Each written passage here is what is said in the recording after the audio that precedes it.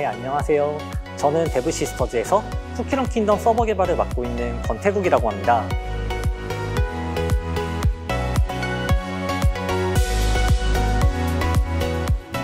오늘 발표에서는 쿠키런 킹덤 서버 아키텍처를 구성하고 있는 5가지 핵심 기술들에 대해서 소개해드리는 시간을 갖도록 하겠습니다. 쿠키런 킹덤은 쿠키런 IP를 바탕으로 SNG와 RPG를 접목한 게임인데요. 올해 1월 21일에 글로벌 동시 출시를 하였고 글로벌 원서버로 운영을 하고 있습니다. 출시 2달 반 만에 누적 다운로드 수 1000만을 돌파할 정도로 많은 유저분들이 사랑해주고 계신데요. 덕분에 저희 서버도 많은 부활을 받고 있습니다. 보시는 지표와 같이 많은 부활을 받고 있는데 저희가 이런 부활을 처리하기 위해 어떤 기술들을 사용했는지 소개해드리려고 합니다. 발표는 5가지 챕터로 이루어져 있는데요. 각 챕터마다 한 가지씩의 기술들을 차례대로 소개해드리려고 합니다. 첫 번째는 액터 모델로 분산 스테이트풀 서버 만들기인데요. 게임 서버를 만들 때 고민해야 될 것들이 많이 있는데 그 중에서 스테이트 리스 서버와 스테이트풀 서버에 대해서 먼저 다루려고 합니다. 스테이트 리스와 스테이트풀의 구분은 다소 모호한 부분들이 있기 때문에 이 발표에서는 다음과 같이 정의하고 넘어가도록 하겠습니다. 스테이트 리스 서버 같은 경우에는 서버가 유저의 상태를 저장하고 있지 않기 때문에 유저의 요청을 처리할 때마다 매번 DB 혹은 캐시에서 상태를 불러와서 요청을 처리하는 서버를 말합니다. 반면에 스테이트풀 서버 같은 경우에는 서버가 메모리상에 유저의 상태를 저장하고 있기 때문에 유저의 요청을 처리할 때 서버에 저장된 상태를 바탕으로 요청을 처리하는 서버를 의미합니다. 스테이트 리스 서버 구조를 먼저 살펴보면은 기본적으로 로드 밸런서, 게임 서버 DB가 존재하는데요. 여기서 가장 중요한 특징은 게임 서버들이 서로 독립적으로 존재하고 임의의 게임 서버가 임의의 유저의 요청을 처리할 수 있다는 점입니다. 임의의 유저로부터 요청이 오면 로드 밸런서는 임의의 게임 서버에게 요청을 전달하게 되고 게임 서버는 요청을 처리하게 됩니다. 네, 되게 간단한 구조라고 할 수 있는데요. 반면에 스테이트풀 서버는 좀 더 복잡해지게 됩니다. 왜냐하면 특정 유저의 요청을 처리할 수 있는 게임 서버는 오직 한 개로 특정되기 때문에 로드 밸런서가 유저와 게임 서버 간의 매핑을 관리해야만 합니다. 만약에 특정 유저가 어떤 게임 서버에도 할당되어 있지 않다면 로드 밸런서가 요청이 왔을 때 해당 유저를 특정 게임 서버에 할당해 주게 됩니다. 해당 유저가 특정 게임 서버에 할당이 된 이후부터는 해당 유저로부터 오는 요청은 로드 밸런서를 거쳐서 항상 할당된 게임 서버에게 전달이 되게 됩니다.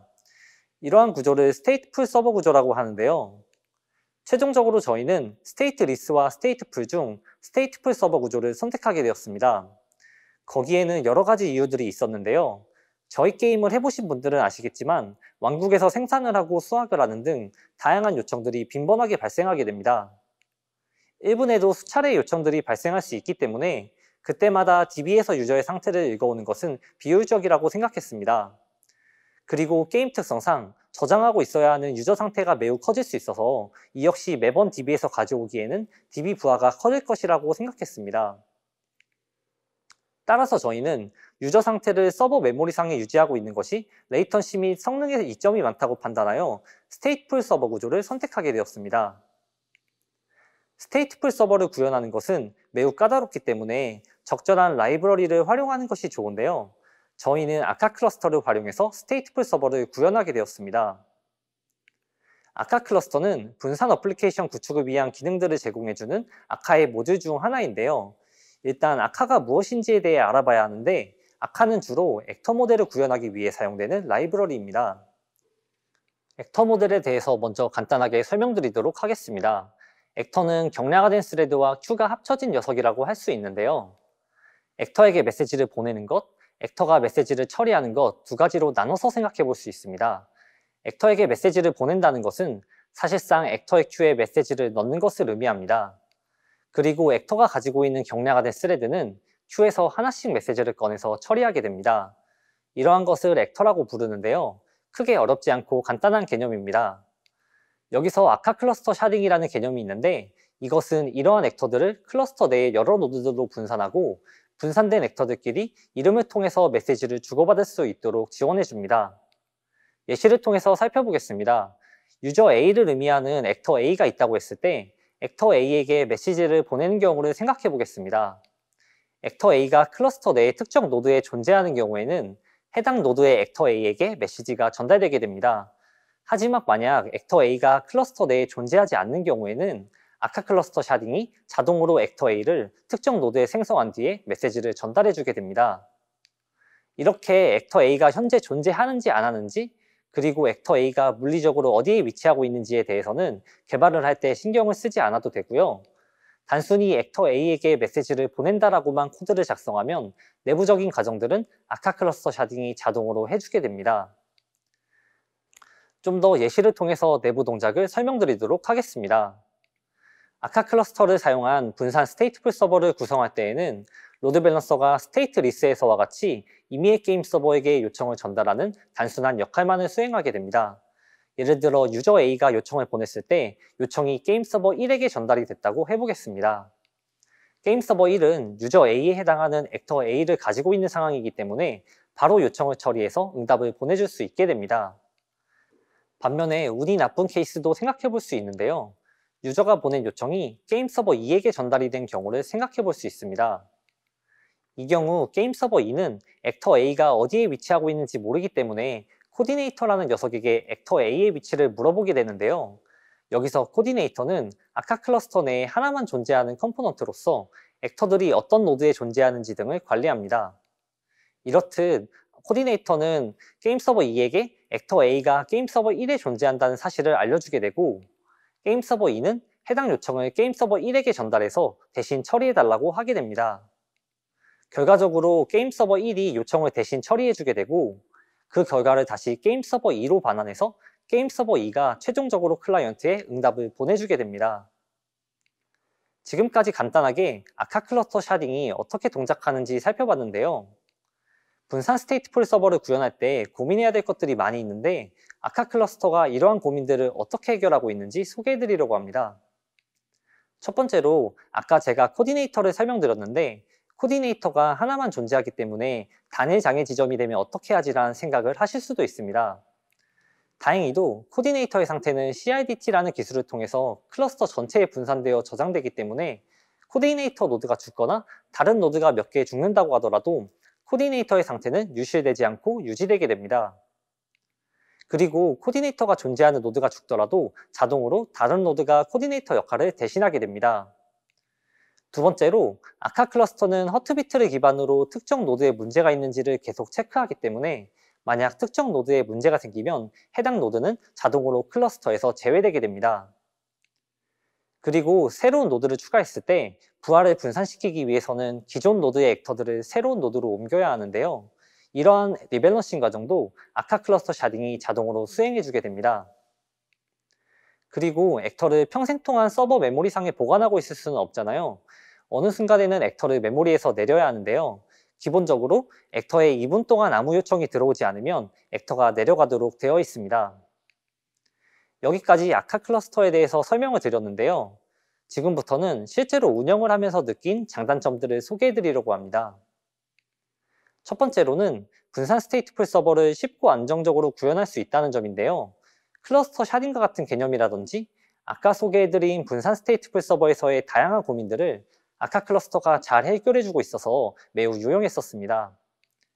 그리고 아카 클러스터는 피어투피어 기반으로 구성되어 있기 때문에 특정 노드가 죽더라도 전체 장애가 발생하지 않아서 안정성 측면에서도 이점이 있었습니다.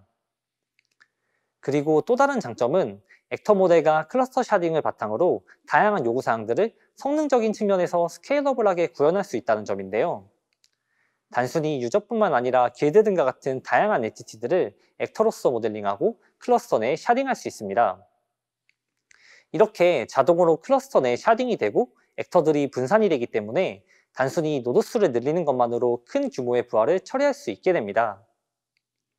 그리고 또 다른 장점으로는 스테이트 리스 서버 구조에 비해서 동시성 컨트롤이 명확하다는 점이 있는데요. 스테이트 리스 구조에서는 모든 서버가 모든 유저의 요청을 처리할 수 있기 때문에 동시성을 컨트롤함에 있어서 단순히 DB의 락킹 메커니즘에 의존하는 경우가 많습니다. 반면에 스테이트풀 구조에서는 특정 유저의 요청을 처리하는 액터가 명시적으로 하나로 특정되기 때문에 액터 레벨에서, 즉 어플리케이션 레벨에서 동시성이 컨트롤되게 되고 DB 컨텐션이 발생할 가능성도 훨씬 줄어들게 됩니다. 따라서 이렇듯 명시적이고 안정적으로 동시성을 관리할 수 있다는 장점이 있습니다. 단점들도 물론 존재하는데요. 모든 것을 액터로 구현할 수 없다는 단점 아닌 단점이 있습니다. 게임의 모든 요소들을 억지로 액터로 끼워 맞추려고 하다 보면 구현이 까다롭거나 성능에 문제가 생길 수 있는데요. 예를 들어 유저 닉네임의 고유성 체크를 구현해야 한다고 했을 때 이거를 액터로 구현을 하려고 하면 굉장히 까다롭고 어려워지는 경향이 있습니다. 사실 그래서 이런 경우는 그냥 DB의 유니크 컨스트레인트를 바탕으로 구현하는 것이 훨씬 실용적입니다. 이렇듯 모든 요소를 액터로 끼워 맞추려고 하기보다는 액터로 적절하게 모델링이 되는 요구사항의 경우에만 액터로 구현하는 것이 좋다고 할 수 있습니다. 그리고 중요한 단점이 하나 있는데요. 바로 아카 클러스터를 안정적으로 운영하고 배포하는 것이 생각보다 까다롭다는 점입니다. 아무래도 클러스터를 다루는 것이다 보니 스플릿 브레인이라든지 리밸런싱이라든지 롤링 업데이트를 한다든지 할 때 유의해야 될 점들이 많습니다.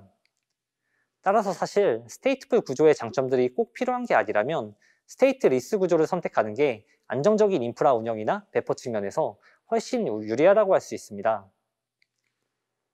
그리고 마지막으로 소개해드릴 단점은 액터들이 여러 노드에 분산되어 있기 때문에 여러 액터들의 상태를 동시에 변경하는 게 굉장히 까다롭다는 점인데요. 이것은 바로 분산 트랜잭션 문제라고 말할 수 있는데 발표 네 번째 챕터에서 자세히 다루도록 하겠습니다. 지금까지 발표 내용을 정리해보면 저희는 액터 모델을 바탕으로 분산 스테이트풀 서버를 구현했고 구체적으로는 아카 클러스터 라이브러리를 사용했습니다. 그러면 여기서 고민해볼 수 있는 부분이 액터 상태를 DB에 저장할 때 어떻게 저장하는 것이 효율적인가에 대한 고민을 해볼 수 있습니다. 이것이 바로 두 번째 챕터의 주제인데요. 전통적인 데이터 저장 기법으로는 CRUD가 있습니다. 정통적으로는 DB 스키마를 설계하고 DB의 CRUD 성격의 쿼리들, insert, select, update, delete와 같은 쿼리들을 이용해서 상태를 저장하고 관리하게 됩니다. 이러한 CRUD 방법을 사용하다 보면은 서버 개발의 중심축이 데이터베이스로 옮겨가는 경우가 있을 수 있는데요. CRUD 방식을 사용하다 보면 서비스가 복잡해질수록 DB 테이블들과 쿼리들이 굉장히 많아지고 그리고 인덱스라든지 조인이라든지 이런 것들을 잘못 쓰게 되면 성능이 안 좋아지기 때문에 굉장히 주의를 기울여야만 하게 됩니다. 또한 코드 설계적인 측면에서도 서버 내 도메인 객체들과 DB 스키마의 데이터들이 잘 매핑되지 않는 그런 문제들도 있습니다. 저희는 그래서 상태 저장에 대한 새로운 접근 방식을 사용했는데요. 그것은 바로 이벤트 소싱이라고 불리는 기법입니다. 이벤트 소싱은 DB의 최종 상태가 아닌 발생한 이벤트들만을 저장하는데요. 최종 상태는 이벤트들을 리플레이함으로써 얻을 수 있습니다. 보시는 바와 같이 용감한 쿠키, 딸기맛 쿠키, 마법사맛 쿠키를 가지고 있는 상태에서 칠리맛 쿠키 획득이라는 이벤트를 리플레이하게 되면 칠리맛 쿠키가 추가된 상태를 얻을 수 있게 됩니다. 이러한 이벤트들은 액터별로 분리되어 쌓이고 1부터 차례로 번호가 붙여지게 됩니다. 위 그림의 DB에서 보실 수 있다시피 1번 이벤트, 2번 이벤트, 3번 이벤트, 4번 이벤트가 차례대로 저장되어 있는 것을 확인하실 수 있고요. 3번 이벤트까지 리플레이된 상태를 3번 상태라고 명칭한다고 했을 때 여기서 4번 이벤트를 리플레이하게 되면 4번 상태가 얻어지게 됩니다. 여기까지가 이벤트 소싱의 핵심 개념인데요. 여기서 생각해 볼 수 있는 게 이벤트 소싱을 사용하면 상태를 얻기 위해서 무조건 이벤트를 처음부터 리플레이해야 하는데 그러면 이벤트가 많아지면 성능이 안 좋아지지 않나? 라는 생각을 해볼 수 있습니다. 따라서 이벤트 소싱을 사용할 때는 반드시 스냅샷이라는 방법을 같이 사용해야만 합니다. 이 방법은 특정 번호의 이벤트까지 리플레이된 상태를 미리 저장해 둠으로써 다음부터는 처음부터 리플레이하지 않도록 하는 최적화 방법입니다. 즉, 리플레이를 할 때 스냅샷 테이블에서 가장 최신의 상태를 먼저 가져오고 그 이후의 이벤트에 대해서만 리플레이를 수행하게 되는데요. 위 그림을 예시로 들자면 스냅샷 테이블에서 3번 상태를 가져오고 그 이후의 이벤트인 4번 이벤트만 리플레이를 수행하게 됩니다. 그러면 스냅샷을 얼마의 주기로 찍어야 되느냐에 대한 고민을 해볼 수 있는데요. 정해진 정답은 없습니다. 테스트를 해보거나 실제 서비스를 운영하면서 조절해야 하는데 저희 같은 경우 이벤트 300개마다 스냅샷을 찍고 있습니다. 그리고 이벤트와 스냅샷을 DB에 어떻게 저장할 것이냐에 대해 고민해 볼 수 있는데 사실 그냥 바이트 덩어리로 직렬화해서 DB에 저장을 하게 됩니다. 근데 여기서 어떤 직렬화 방법을 사용할지 고민하게 됩니다. 가시성이 중요하다면 제이슨 형태로 저장하는 게 좋고요. 하지만 저희는 저장 공간 압축과 명시적인 스키마 관리가 중요하기 때문에 프로토버프로 직렬화해서 저장하고 있습니다. 이것이 실제 저희가 사용하고 있는 DB 스키마인데요. 보시다시피 매우 간단한 두 개의 DB 테이블을 가지고 이벤트 소싱을 구현할 수 있는 걸 확인하실 수 있습니다. 그러면 이제 이벤트와 스냅샷의 하이완성을 어떻게 유지할지에 대해서도 고민해 볼 수 있는데요. 이 경우 프로토버프를 사용하면 스키마의 하이완성을 체계적으로 관리할 수 있습니다. 많은 분들이 하이완성 유지에 대해서 걱정하실 수 있을 것 같은데 사실 막상 해보면 그렇게 어렵지 않습니다. 물론 설계를 처음에 잘못하면 나중에 스키마를 뜯어 고쳐야 할 가능성이 커질 수 있지만 그런 경우에도 땡땡땡 버전 2를 만드는 식의 극약 처방을 할 수 있고요. 다행히도 아직까지 저희는 스키마를 크게 뜯어 고쳐야 할 일은 거의 없었고 별다른 문제 없이 하이완성을 유지해오고 있습니다. 그리고 이벤트와 스냅샷을 언제까지 저장하고 있어야 하는지 생각해 볼 수 있는데요. 이상적으로는 영구적으로 저장하고 있으면 좋습니다. 하지만 현실적으로는 DB 저장 공간에 제한이 있기 때문에 저희 같은 경우 상태 리플레이에 필요 없는 오래된 이벤트와 스냅샷들은 실시간으로 삭제하고 있습니다. 그리고 이벤트 소싱을 위한 데이터베이스에 대해 생각해 볼 수 있는데 이벤트 소싱은 DB 사용 패턴이 매우 단순하기 때문에 DB 선택에 제약사항이 거의 없습니다. 그래서 그냥 성능이나 안정성 같은 다른 측면들을 바탕으로 DB를 선택하면 되고요. 여기서 이벤트 소싱의 특징상 NoSQL이 적합하지 않나란 편견을 가질 수 있는데 실제로 저희가 여러 DB들을 바탕으로 성능 테스트를 해봤을 때 IDBMS도 성능이 잘 나왔었습니다. 따라서 굳이 편견을 가지고 선택할 필요는 없습니다. 그러면 이제부터는 이벤트 소싱을 실제로 사용하면서 느낀 장점들을 소개해드리도록 하겠습니다.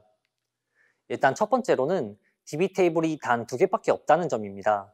이벤트 테이블, 스냅샷 테이블 2개만 있으면 되고 관련된 쿼리들도 매우 단순하기 때문에 DB를 관리하는 인프라나 DBA와의 협업이 매우 쉬워집니다.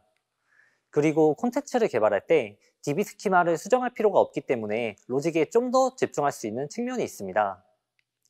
그리고 또 다른 장점으로는 인서트문과 셀렉트문 단 2가지만 사용한다는 점인데요. 이벤트와 스냅샷을 저장하고 불러오는 단순한 쿼리 몇 개만 짜놓으면 사실 수정할 일 없이 거의 평생 쓰는 셈입니다. 여기서 중요한 점은 어떤 콘텐츠를 구현하든지 간에 DB 사용 패턴이 항상 일정하다는 점인데요. 따라서 신규 콘텐츠를 구현할 때 DB 성능 문제가 발생할 일이 거의 없다는 장점이 있습니다. 또 출시 전에 부하 예측을 위한 테스트를 할 때 부하 테스트 시나리오를 작성하게 되는데요. 이벤트 소싱을 사용하는 콘텐츠들은 모두 DB 사용 패턴이 똑같기 때문에 시나리오를 모든 콘텐츠들에 대해서 작성할 필요가 없게 됩니다. 그냥 대표적인 몇 가지 콘텐츠들만 가지고 시나리오를 구성해도 굉장히 정확한 부하 예측을 할 수 있게 됩니다. 그리고 액터 모델과 궁합이 굉장히 잘 맞는다는 점이 있는데요. 액터가 만들어질 때는 이벤트를 리플레이해서 액터의 상태를 복원하면 되고요. 그 다음부터는 액터로 들어오는 요청들을 처리할 때 메모리상의 상태를 바탕으로 요청을 처리하고 발생한 이벤트들만 DB에 저장하면 됩니다. 여기서 주목할 만한 부분은 하나의 요청을 처리할 때 DB에 인서트 쿼리 하나만 날리면 된다는 점입니다. 발생한 이벤트들이 여러 개이더라도 멀티로우 인서트를 사용하면 되기 때문에 실제로는 쿼리는 하나만 발생하게 됩니다. 즉 요청 처리에 대한 레이턴시와 DB 부하를 최소화할 수 있게 됩니다. 발표 시작할 때 게임 서버 IPS와 DB QPS 지표를 소개해드렸는데 두 지표가 거의 일치하는 것을 보실 수 있습니다. 이게 바로 저희가 이벤트 소싱을 사용하기 때문에 이러한 특징이 있었던 것입니다. 그리고 NoSQL의 도큐멘트 단위로 상태를 저장하고 불러오는 방법과도 비교해 볼 수 있는데요. 이러한 방법 같은 경우에는 도큐멘트의 크기가 매우 커졌을 경우에 성능 저하가 발생할 수 있습니다. 반면에 이벤트 소싱은 발생한 이벤트들만 저장하는 구조이고 이벤트들이 굉장히 작기 때문에 더 작은 단위로 상태 갱신을 할 수 있는 셈이라 성능적인 이점이 있습니다. 그리고 이벤트 소싱은 IDBMS를 쓴다고 했을 경우에 이벤트를 인설트하는 것과 더불어서 다른 쿼리들을 같이 트랜잭션으로 묶을 수 있는 유연함이 있습니다. 예를 들어 유저 벡터의 회원가입 이벤트를 발생시키는 것과 DB 유니크 컨스트레인트를 바탕으로 한 닉네임 고유성 체크를 하나의 DB 트랜잭션으로 수행할 수 있는 유연함이 있습니다. 아쉽게도 이벤트 소싱에도 몇 가지 단점들이 있는데요. 첫 번째로 액터 모델과 마찬가지로 모든 것을 이벤트 소싱으로 구현할 수는 없습니다. 좀 더 이론적으로 들어가면 액터 모델과 이벤트 소싱 모두 DDD 어그리게이트라는 개념에 뿌리를 두고 있는데요. 따라서 어그리게이트로 모델링이 힘든 개체의 경우에는 이벤트 소싱 또한 사용이 어렵다고 할 수 있습니다. 따라서 모든 것을 이벤트 소싱으로 구현하려고 하는 것은 좋지 않고 적절하게 모델링이 되는 경우에만 이벤트 소싱을 사용하는 게 좋습니다. 그리고 또 다른 단점으로 DB에서 직접적으로 상태를 조회하거나 변경할 수 없다는 점이 있습니다. DB에는 발생된 이벤트들만 저장되어 있기 때문에 상태를 조회하거나 수정하려면 별도의 툴을 만들거나 해야 해서 불편한 점들이 좀 있습니다. 지금까지 이벤트 소싱의 개념과 장단점에 대해 알아봤는데요. 마지막으로는 이벤트 소싱의 특징으로서 알려져 있지만 실용적인 측면에서 공감할 수 없었던 점들을 소개해드리려고 합니다. 첫 번째로는 이벤트 소싱과 이벤트 기반 아키텍처를 연관지어서 생각하는 경우인데요. 이 경우에는 이벤트 소싱에서 정의한 이벤트들을 외부 컴포넌트들과의 통신에서도 그대로 사용하려고 하는 경우입니다. 기본적으로 이벤트 소싱은 상태 저장을 위한 기법이기 때문에 상태 저장을 위해서 정의한 이벤트들을 다른 목적으로도 사용하려고 하면 현실적으로 아다리가 잘 맞지 않는 경우들이 많았습니다. 그리고 이벤트 소싱을 데이터 분석으로도 활용한다고 생각해 볼 수 있는데요. 이론적으로는 그렇듯하지만 이것도 마찬가지로 상태 저장과 데이터 분석은 서로 다른 관심사이기 때문에 서로 다른 관심사를 위한 공통의 이벤트를 정의하는 건 실용적으로 어려운 측면이 많았습니다. 따라서 저희 같은 경우 이벤트 소싱, 이벤트 기반 아키텍처, 데이터 분석을 위한 이벤트들을 다 각자 별개로 정의해서 사용하고 있습니다. 하지만 사실 하나의 이벤트를 잘 정의해서 여러 목적으로 사용할 수 있다면 다양한 이점이 많기 때문에 관련된 고민들도 계속하고 있습니다. 하지만 현재까지는 이벤트 소싱은 단순히 데이터 영속화 전략으로만 바라보는 것이 실용적이라는 게 지금까지의 저희의 생각입니다. 지금까지 발표 내용을 정리해보자면 첫 번째로 액터 모델을 바탕으로 분산 스테이트풀 서버를 구현했습니다. 그리고 액터 상태를 DB에 저장하기 위해 이벤트 소싱을 사용했습니다. 그러면 여기서 실제 액터 내부의 로직을 어떻게 구현할 것인지에 대해 고민해 볼 수 있는데요. 이것이 바로 세 번째 챕터의 주제입니다. 스테이트풀 서버의 경우에는 메모리상의 상태를 어떻게 잘 관리하느냐가 중요한데요. 저희는 스칼라 언어를 사용해서 함수형 프로그래밍을 하고 있고 자체적으로 사이드 이펙트 없는 콘텐츠 로직을 위한 DSL을 구현해서 사용하고 있습니다. 콘텐츠 로직은 함수들로 구성되어 있는데 저희는 다음과 같은 순수 함수를 구상했습니다. 그리고 이것을 프로그램이라고 부르기로 했는데요. 프로그램의 특징은 오직 인풋만을 가지고 로직을 수행하고 아웃풋을 통해서만 결과를 반환한다는 점이 있습니다. 인풋으로는 이전 상태와 의존성을 받고 아웃풋으로는 이후 상태, 발생한 이벤트들, 발생한 예외를 반환하게 되는데요. 실제 예시를 통해 살펴보도록 하겠습니다. 예를 들어 쿠키 뽑기라는 프로그램이 존재하고 유저가 크리스탈 300개를 이용해서 쿠키를 뽑는 경우를 생각해 보겠습니다. 이 프로그램이 동작하기 위해서는 관련된 데이터들이 필요하기 때문에 쿠키 뽑기 패치 데이터가 의존성으로서 인풋으로 들어가게 됩니다. 또한 이전 상태도 인풋으로 들어가게 되고요. 이렇게 쿠키 뽑기 프로그램이 실행되고 나면 아웃풋으로 크리스탈 300개를 소모했다, 칠리맛 쿠키를 획득했다라는 두 가지 이벤트가 반환이 되고 변경된 상태도 같이 반환되게 됩니다. 이렇게 성공적으로 프로그램이 수행된 경우에는 다음 과정이 차례로 수행되게 되는데요. 첫 번째로는 발생한 이벤트들이 DB에 저장되게 됩니다. 이게 이벤트 소싱에 해당하는 부분이고요. 그 다음으로는 액터의 상태를 변경해주게 되고 클라이언트의 결과를 반환해주게 됩니다. 마지막으로 변경된 액터의 상태와 발생한 이벤트들을 바탕으로 각종 사이드 이펙트들을 수행하게 됩니다. 이때 로깅이라든지 랭킹을 갱신한다든지 카프카의 이벤트를 발행한다든지 하는 작업들이 비동기적으로 수행되게 됩니다.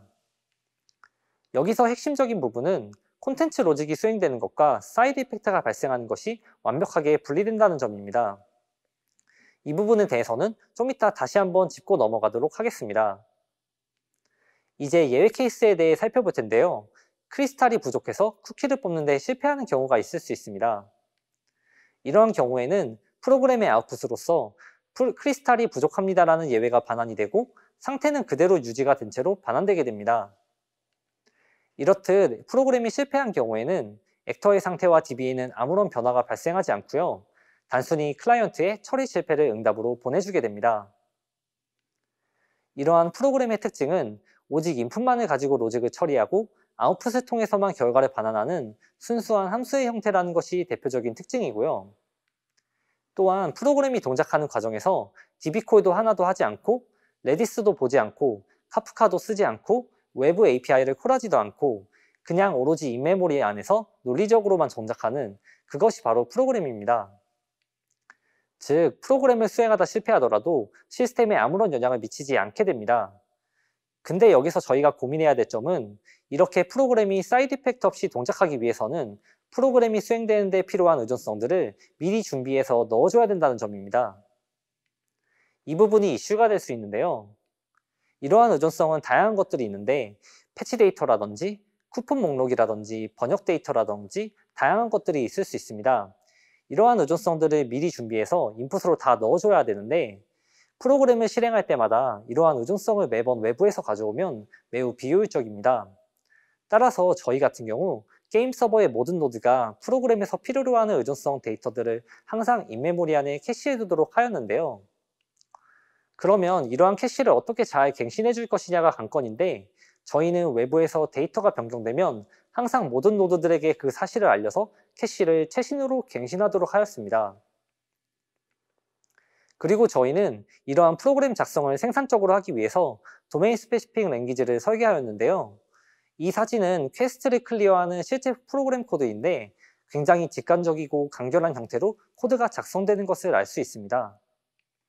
마지막으로 정리를 해보자면 콘텐츠 로직 구현과 서버 아키텍처가 완벽하게 디커플링 된다는 점이 핵심적인 장점인데요. 콘텐츠 로직을 잘못 짜더라도 서버 전체 혹은 DB상의 문제가 발생하지는 않게 되고요. 전체적인 서버 아키텍처나 DB에 대한 이해도가 떨어지더라도 콘텐츠 로직을 작성하는 데에는 문제가 없게 됩니다. 그리고 콘텐츠 로직은 그대로 둔 채 아키텍처를 마음대로 바꿀 수 있고 역으로 아키텍처를 그대로 둔 채 콘텐츠 로직을 마음껏 바꿀 수도 있습니다. 결과적으로 이런 점들이 토대가 되어서 빠르게 변화하는 기획에 발빠르게 대응할 수 있게 되었습니다. 지금까지 발표 내용을 정리해 보겠습니다. 일단 액터 모델을 바탕으로 분산 스테이트풀 서버를 구현했고 액터 상태를 DB에 저장하기 위해 이벤트 소싱을 사용했습니다. 그리고 액터 내부 로직을 위해서 함수형 프로그래밍과 프로그램 DSL을 사용했습니다. 여기까지 하면 기본적인 싱글플레이 기능들은 모두 구현할 수 있는데요. 하지만 예를 들어 여러 유저가 상호작용하는 콘텐츠의 경우에는 여러 액터의 상태를 동시에 변경해야 될 수 있는데 이것에 대한 고민을 해야만 합니다. 이것이 바로 네 번째 챕터의 주제입니다. 유저 간의 상호작용 콘텐츠는 대표적으로 친구 시스템이나 PVP 시스템이 있는데요. 이러한 유저 간의 상호작용 콘텐츠들의 특징은 하나의 요청이 여러 유저의 상태를 동시에 변경시킨다는 점입니다. 이제부터 친구 요청 기능을 예시로 설명을 이어나가도록 하겠습니다. 친구 요청 기능을 구현한다고 했을 때 크게 두 가지의 방법을 생각해 볼 수 있습니다. 첫 번째로는 친구 요청 목록 DB 테이블을 만들어서 쿼리 기반으로 구현하는 방법이 있고요. 두 번째로는 저희가 첫 번째 챕터부터 세 번째 챕터를 통해 잘 만들어 놓은 그러한 액터 모델을 바탕으로 구현하는 방법이 있습니다. 저희는 두 번째 방법을 선택하게 되었는데요. 이렇게 액터 모델을 바탕으로 구현을 하게 됐을 경우에 한 가지 이슈가 있습니다. 바로 각 액터가 보낸 친구 요청과 받은 친구 요청을 각자 저장하고 있어야 한다는 점인데요. 예를 들어서 유저 A가 유저 B에게 친구 요청을 보낸다고 했을 때 유저 액터 A의 보낸 친구 요청 목록에도 항목을 추가해줘야 되고 유저 액터 B의 받은 친구 요청 목록에도 항목을 추가해줘야 됩니다. 즉, 유저 A가 유저 B에게 친구 요청을 보냈다는 하나의 정보가 두 개의 액터에 각자 저장이 되므로 만약 한 곳에만 저장이 된다면 일관성이 깨지는 결과가 발생하게 됩니다. 따라서 일관성 보장에 굉장히 주의해야 한다는 장점이 있습니다. 그럼에도 불구하고 저희가 이 방법을 선택한 이유는 기존에 잘 만들어 놓은 액터 모델, 이벤트 소싱, 프로그램 DSL 구조를 그대로 활용할 수 있다는 점이 큰 장점으로 다가왔습니다. 그리고 액터 모델을 바탕으로 이미 구현된 다양한 콘텐츠들, 예를 들면 이벤트, 퀘스트, 왕국 시스템 같은 것들과 유저 상호작용 콘텐츠들을 서로 연계하는 것이 매우 쉬워지게 된다는 점도 큰 장점이었습니다. 그림을 통해 살펴보도록 하겠습니다. 유저 A가 유저 B에게 친구 요청을 보내는 API를 호출했을 경우 아까 설명드린 바와 같이 액터 A에서는 유저 B에게 친구 요청을 보냈다라는 이벤트가 발생하게 되고 액터 B에서는 유저 A에게 친구 요청을 받았다라는 이벤트가 발생하게 됩니다. 그리고 이 이벤트들이 각각 DB에 저장되게 됩니다. 여기서 예외 사항을 생각해 보도록 하겠습니다. 만약 액터 B로 가는 메시지送신이 실패했을 경우에는 액터 A에서만 이벤트가 발생하기 때문에 아까 말씀드린 바와 같이 일관성이 깨지는 문제가 발생하게 됩니다. 이 문제를 해결하기 위해서 다양한 생각을 해볼 수 있는데요. 계속 재시도하는 방법이 있을 수 있고 아니면 클라이언트에는 일단 성공 응답을 내려준 뒤 서버 내부적으로 계속 재시도할 수도 있습니다. 하지만 재시도가 영원히 실패할 수도 있고 그러면 액터 A에 이미 반영된 결과를 다시 롤백해야 할 필요성이 있어지게 됩니다. 근데 여기서 롤백이 실패할 수도 있고 롤백이 되면 롤백됐다는 사실을 또 클라이언트에게도 알려줘야 됩니다. 이러한 것들을 모두 고민하다 보면은 화가 나게 되는데요. 방금 소개했던 방법이 바로 사과 패턴에서 활용되는 방법인데요. 저희도 사과 패턴으로 구현한 것들이 있는데 한두 번 구현하는 건 하겠지만 이걸 모든 콘텐츠들에 대해 구현한다고 했을 때에는 매우 비생산적이라고 생각했습니다. 저희 같은 경우에는 소셜 콘텐츠가 많기 때문에 일일이 사과 패턴을 통해 구현하는 것보다 구조적으로 동시에 여러 액터의 상태를 변경시킬 수 있는 방법을 마련하는 것이 생산적이라고 판단했는데요. 따라서 투페이지 커밋을 구현하게 되었습니다. 투페이지 커밋은 크게 두 가지 스텝으로 나뉘는데요. 바로 준비 단계와 커밋 단계입니다. 아까와 똑같은 예시를 통해 설명드리겠습니다. 액터 A와 B에게 준비 메시지를 보내게 되면 액터는 트랜잭션 상태로 진입하게 됩니다. 그리고 메시지를 처리하게 되는데요. 여기서 발생한 이벤트들을 DB에 직접 저장하는 것이 아니라 API에게 반환하게 됩니다. 그러면 API가 액터 A와 B에서 발생한 이벤트들을 모아서 한 번에 DB에 저장해주게 됩니다. 여기서 핵심적인 부분은 이벤트들을 한 번에 모아서 DB에 하나의 트랜잭션으로 저장하기 때문에 사과 패턴과는 달리 강력한 일관성 보장이 가능해진다는 점입니다. 그리고 이렇게 DB에 이벤트를 저장한 이후에는 액터 A와 B에게 커밋 메시지를 전송하게 되고 액터 A와 B는 트랜잭션 상태에서 빠져나오게 됩니다. 이번에는 액터 B로 가는 메시지가 송신 실패했다고 가정해 보겠습니다. 이 경우 액터 A만 트랜잭션 상태로 진입하게 되고 메시지를 처리하게 됩니다. 액터 A에서 발생한 이벤트는 API로 반환되었지만 아직 API는 액터 B로부터는 응답을 받지 못했기 때문에 DB에 이벤트를 저장하진 않습니다. 여기에서 API와 액터 A에는 모두 각자 타이머가 존재하는데요. 일정 시간이 지나도 트랜잭션이 종료되지 않으면 결국 트랜잭션 타임아웃이 발생하게 됩니다. 그러면 액터 A는 트랜잭션 이전의 상태로 돌아가게 되고 API도 가지고 있던 이벤트를 버리고 클라이언트의 요청 처리 실패를 응답하게 됩니다. 지금까지 저희가 구현한 2PC를 간략화해서 설명해드렸는데요. 실제로는 데드락과 같은 케이스를 추가적으로 고려해야 되기 때문에 좀 더 복잡해지게 됩니다. 그리고 부하 테스트를 통해서 성능이나 데드락 등의 문제가 없는지 꼼꼼히 검증해야만 합니다. 저희가 구현한 2PC의 단점은 분산 트랜잭션을 잘 지원하는 DB를 사용해야 한다는 점인데요. 서비스가 일정 규모를 넘어서게 되면 필연적으로 유저들의 상태, 즉 여기서는 액터들의 상태를 DB에 샤딩해서 저장해야만 합니다. 저희가 구현한 2PC에서는 여러 액터들에서 발생한 이벤트들을 하나의 DB 트랜잭션으로 저장하게 되는데요. 즉 샤딩된 데이터 간의 트랜잭션, 즉 분산 트랜잭션을 DB에서 잘 지원해야 한다는 필요성이 생기게 됩니다. 샤딩된 RBMS 혹은 NoSQL들은 일반적으로 분산 트랜잭션이 지원되지 않는 경우들도 많고 지원하더라도 이거 안정적인가? 성능이 잘 나오나 하는 고민들을 하게 될 수 있는데요. 저희는 분산 트랜잭션을 잘 지원하고 애초에 이런 것을 목표로 설계된 코크로치 DB를 사용했기 때문에 문제가 되진 않았습니다. 정리를 해보자면 저희는 액터 모델을 바탕으로 유저 간의 상호작용을 구현했고 거기에서 강한 일관성 보장을 위해서 투페이지 커밋을 사용했습니다.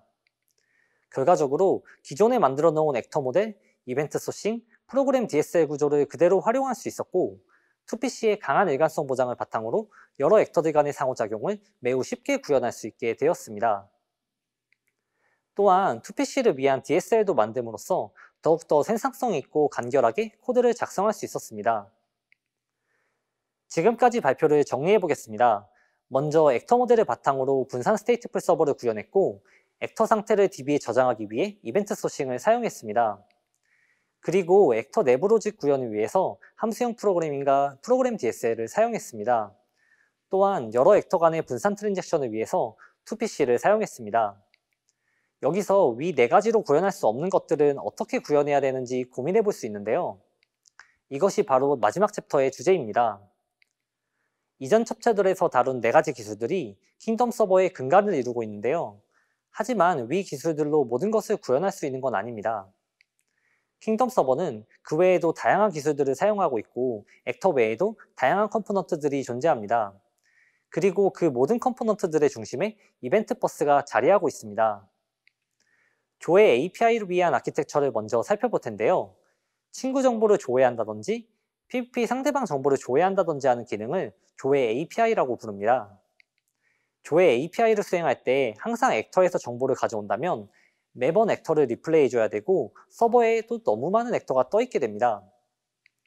따라서 저희는 조회 API 기능을 위해서 액터를 사용하지 않고 별도의 뷰DB에서 정보를 가져오도록 하고 있는데요.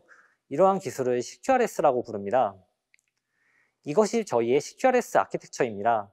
액터에서 특정 상태 변화가 발생하면 이벤트를 카프카로 발행하게 됩니다.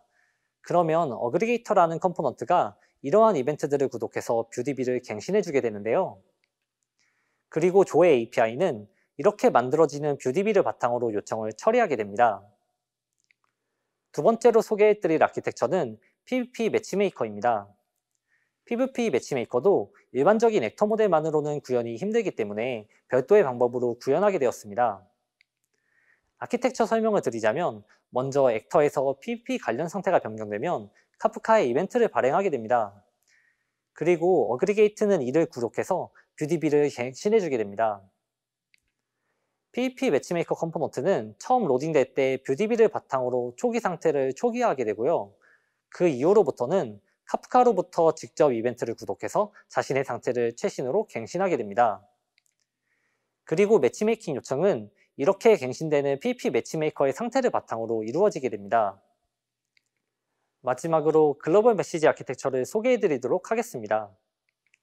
쿠키런 킹덤에는 유저가 특정 쿠키를 획득하거나 건물 최대 레벨을 달성하는 등의 경우에 이 사실을 접속종이 모든 유저들에게 뿌려주는 기능이 있는데요.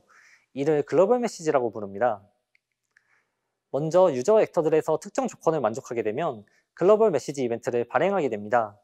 발생되는 글로벌 메시지들을 전부 다 유저들에게 뿌려주는 건 말이 안 되기 때문에 글로벌 메시지 프로세서가 메시지 중요도 등을 바탕으로 소수의 메시지들만 필터링해서 필터링된 메시지들을 다시 재발행하게 됩니다. 펍섭은 이렇게 필터링된 이벤트들을 구독해서 글로벌 메시지들을 연결되어 있는 스트림들에게 전송해주게 됩니다. 지금까지 여러 가지 사례를 통해서 이벤트 기반 아키텍처를 소개해드렸는데요.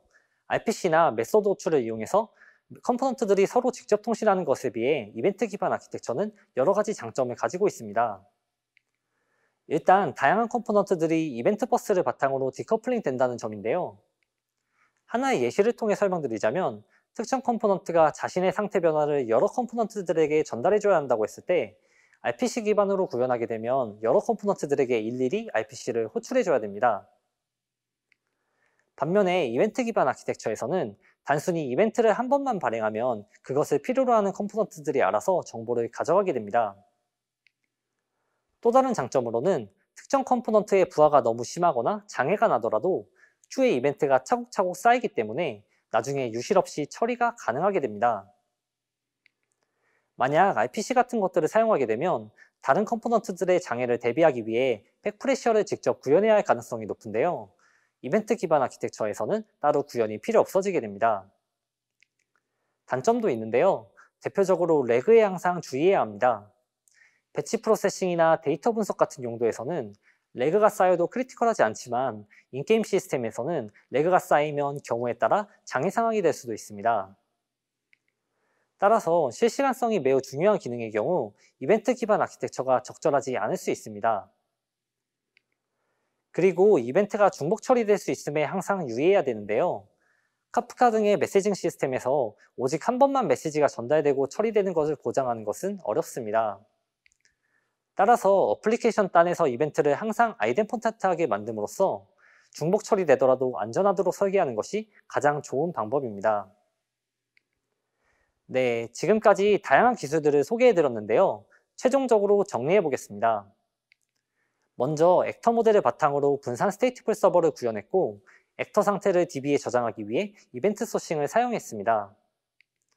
그리고 액터 요청 처리, 즉 콘텐츠 로직 구현을 위해서 함수형 프로그래밍과 프로그램 DSL을 사용했습니다. 또한 여러 액터들 간의 분산 트랜잭션을 위해서 투페이지 커밋을 구현하여 사용하게 되었고요. 마지막으로 킹덤 서버에는 액터 외에도 다양한 컴포넌트들이 존재하기 때문에 컴포넌트들 간의 통신을 위해서 이벤트 기반 아키텍처를 도입하게 되었습니다. 이렇듯 이번 발표에서 소개해드린 5가지 기술들이 서로 유기적으로 연결되어 킹덤 서버의 아키텍처를 구성하고 있습니다. 발표는 여기까지로 마무리 짓도록 하겠습니다. 발표에 대한 피드백 및 Q&A, 그리고 이것저것 다양한 이야기들을 위 오픈 채팅방을 통해서 나눌 수 있으면 좋을 것 같습니다. 그리고 쿠키런 킹덤 서버뿐만 아니라 다양한 직군 채용 진행하고 있으니까요. 많은 관심 가져주시면 감사하겠습니다. 지금까지 발표 들어주셔서 감사합니다.